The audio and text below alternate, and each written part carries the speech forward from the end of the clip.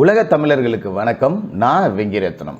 AIADMK BJP கூட்டணி அப்படிங்கிறது நேற்று உறுதி செய்யப்பட்டிருக்கு. அரசியலில் நிரந்தர நண்பனும் இல்லை, நிரந்தர எதிரியும் இல்லை அப்படின்னு சொல்லுவாங்க. அந்த அடிப்படையில் இந்த கூட்டணி அப்படிங்கிறது உருவாயிருக்கு. இதில் வாயிலையும் வயிற்றுலையும் அடிச்சுக்கிறது யார் அப்படின்னு பார்த்தீங்கன்னா, சாட்சாத்து நம்ம திமுக கூட்டணி கொத்தடிமைகள் தான். இவனுங்களை நாம் கூட்டணி கட்சிகள் அப்படின்னே சொல்ல முடியாது, கூட்டணி கொத்தடிமைகள் அப்படின்னே சொல்லலாம். ஏன்னா இந்த அதிமுக பாஜக கூட்டணி அமையக்கூடாது, பாஜக பூச்சாண்டிய மக்கள்கிட்ட காமிச்சு நாம் 10 கட்சியை கூட்டணி வச்சுக்கிட்டு ஈஸியாக ஜெயிச்சிடலாம், அப்படியே திமுக ஆட்சியில் பாலாறும் தேனாரும் ஓடுது அப்படின்னு சொல்லிட்டு இவனுங்கெல்லாம் மனசில் நினச்சிக்கிட்டு இருக்காங்க. இப்போ அதிமுக பிஜேபி கூட்டணி ப்ளஸ் பாமக, நாம் தமிழர் உள்ளிட்ட கட்சிகள், ஜிகே வாசன், ஐஜேகே உள்ளிட்ட கட்சிகள் எல்லாமே ஒரு அணி சேர்றாங்க அப்படின்னோடனே திமுக ஆண்டு கிழிக்கிற லட்சணத்துக்கு 5 சீட்டு கூட தேராது அப்படிங்கிறது இவனுங்களுக்கு நல்லாவே தெரியும்.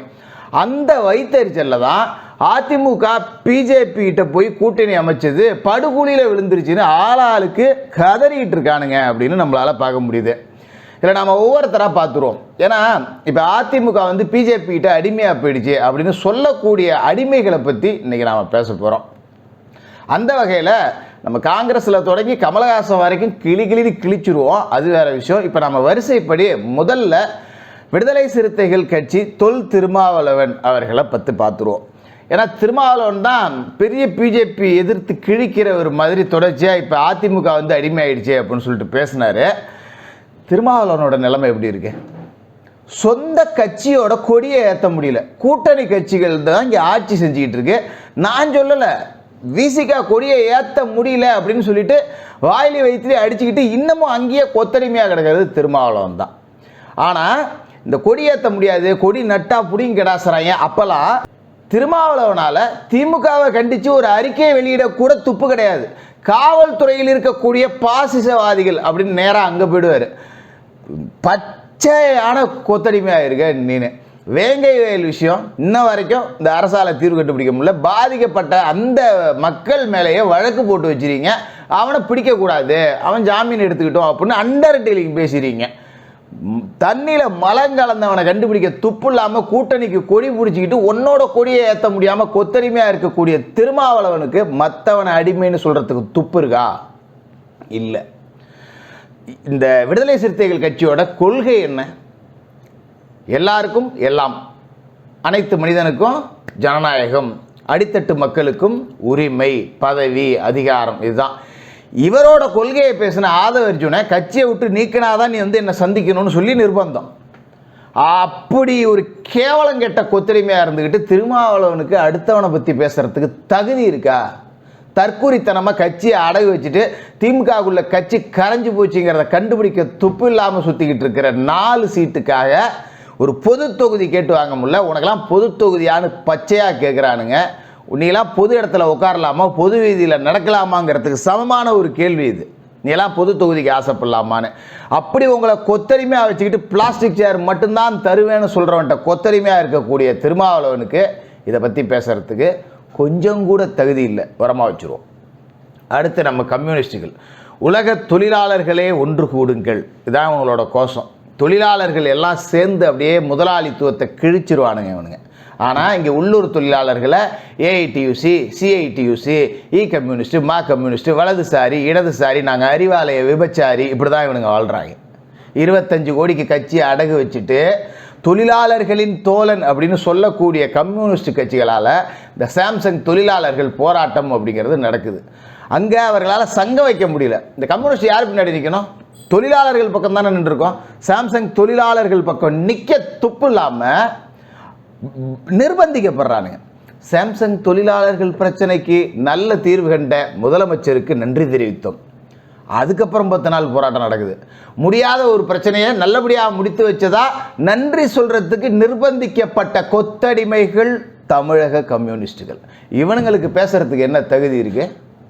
இவங்களுக்கு ஏன் இந்த கத்துறானுங்க, இப்படி முட்டு கொடுக்குறானுங்க தெரியுங்களா? தெருவா தகர உண்டியலை எடுத்துக்கிட்டு 5க்கும் 10க்கும் பிச்சை எடுத்து பொழைச்சிக்கிட்டு இருந்தவனுக்கு மொத்தமாக 25 கோடியை தூக்கி கொடுத்ததும் பல்லு 32 தெரிகிற மாதிரி சிரிக்கிறானுங்க. இன்னும் சொல்ல போனால் இன்னும் என்ன வேணாலும் செய்வானுங்க. இந்த எலெக்ஷனில் எப்படியாவது இன்னும் 2 சீட்டு அதேமாரி ஏதாவது 10 ரூபா பொட்டி சேர்த்து வாங்கிடணும் அப்படிங்கிறது தான் தமிழக கம்யூனிஸ்டுகளோட நிலைமை.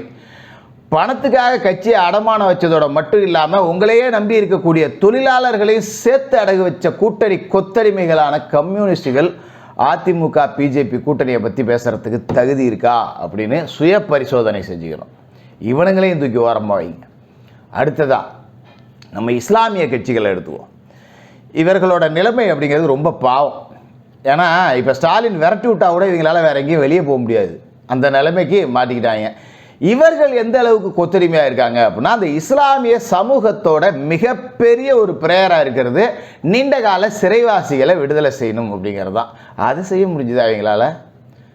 அதை செய்யக்கூட துப்பு இல்லாமல் திமுகவுக்கு கூட்டணி கொத்தடிமையாக இருக்கீங்க, பிஜேபி எதிர்ப்பு அப்படிங்கிற ஒரே ஒரு அஜெண்டாவை வச்சுக்கிட்டு. ரெண்டாவது, தங்களோட சமூகத்தை சேர்ந்த நீண்டகால சிறைவாசிகளை விடுதலை செய்யணுங்கிறப்ப திமுக அரசு நீதிமன்றத்தில் போய் அபிடவிட் தாக்கல் பண்ணது என்னன்னு? அவர்களை வெளியே விட முடியாது, அவர்கள் வசிக்கக்கூடிய பகுதிகளில் இந்துக்கள் அதிகம் இருக்காங்க, இவர்களை வெளியில் விட்டால் கலவரம் வரும் அப்படின்னு சொல்லிட்டு அபிடவிட் தாக்கல் பண்ணுறான். அதை தட்டி கேட்க துப்பு இல்லாத தற்கூரிகள் பிஜேபி அதிமுக கூட்டணியை பற்றி பேசலாமா? தன்னோட சொந்த சமூகத்தை சேர்ந்த சமூக ஆர்வலர்கள் புதுக்கோட்டை ஜவஹர் அலி, தூத்துக்குடி ஜாகிர் ஹுசேன் வெட்டி கொல்லப்பட்டாங்க. எந்த வகுப்பு வாரியத்தை காப்பாற்றணும்னு இன்னைக்கு தெருவுக்கு தெரு போராடிட்டு இருக்கீங்களோ அதே வகுப்பு வாரிய சொத்தை காப்பாற்றுறதுக்காக உயிர் விட்டவர் ஜாகிர் ஹுசேன். கொன்னவன் விடுதலை சிறுத்தை கட்சிக்காரன், உன் கூட்டணியில் இருக்கக்கூடியவன் தான். அதுக்கு உங்களால் ஒரு போராட்டம் நடத்த முடிஞ்சுதா? முடியாத துப்பு கட்ட தற்கூரிகள் அடிமையாக போய் திமுக கிட்ட உக்காந்துருக்கு. உங்களுக்கு அதிமுக பிஜேபி கூட்டணியை பற்றி பேசுறதுக்கு தகுதி இருக்கா? இல்லை. இவங்களையும் வரமா வச்சிருவோம். வைகோ மதிமுக ஆரம்பிக்கப்பட்டதோட அந்த வரலாறு என்ன? வாரிசு அரசியலுக்கு எதிராக களம் கண்ட இயக்கம் தான் மதிமுக.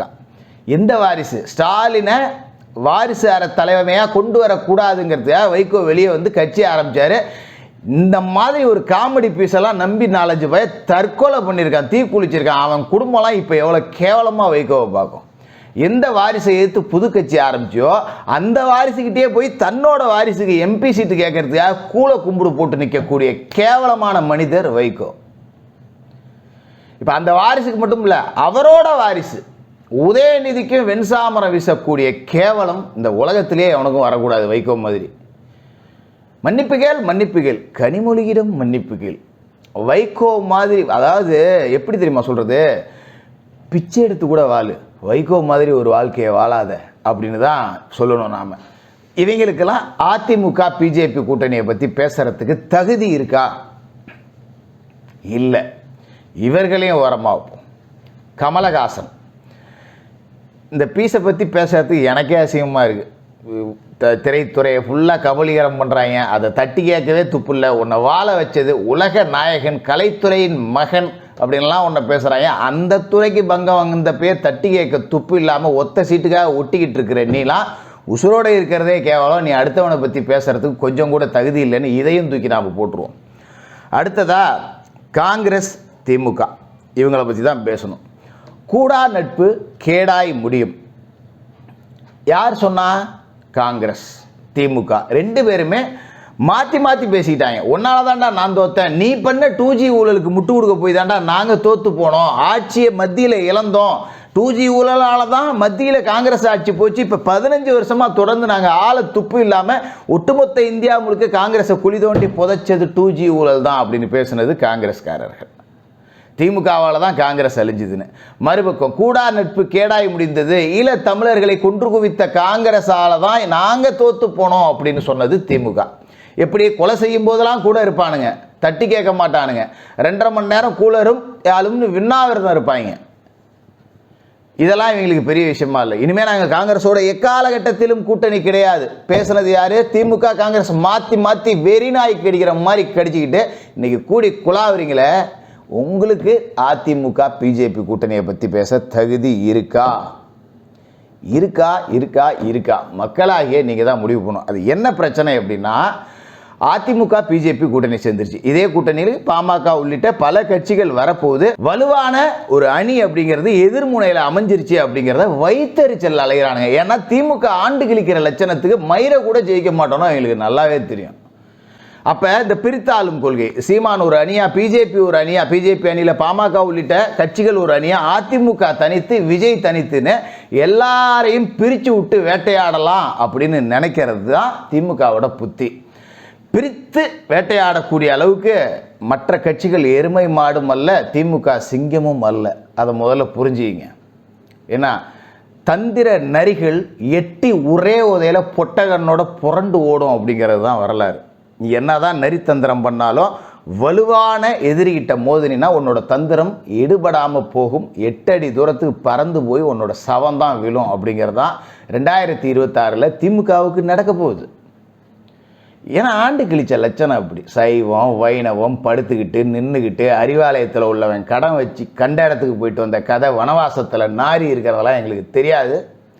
இந்த கூட்டணி கொத்தடிமைகள் ஏன் இப்படி குலைக்கிறாங்கன்னா இதுதான் காரணம். இவர்களுக்கு பின்னாடி ஒரு பெரிய ஆப் இருக்குது. அதை நம்ம இன்னொரு தனிய வீடியோவாக போடுவோம். அடுத்த வீடியோவிலேயே கூட அதை போடுறேன். ஒன்றே ஒன்று தான் இந்த திமுக கூட்டணி கொத்தடிமைகளுக்கு தான். எச்ச எலும்புக்கு குலைக்கிறதுக்காக எல்லை தாண்டி வந்தீங்கன்னா கல்லடிப்பட்டே சாவிங்க. அது கண்டிப்பாக 2026 நடக்கும். தொடர்ந்து பேசுவோம்.